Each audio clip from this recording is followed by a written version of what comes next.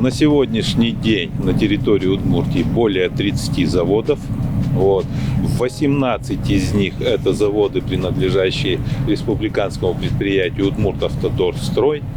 Все заводы у нас на сегодняшний день выпускают уже второй год асфальт по новым ГОСТам.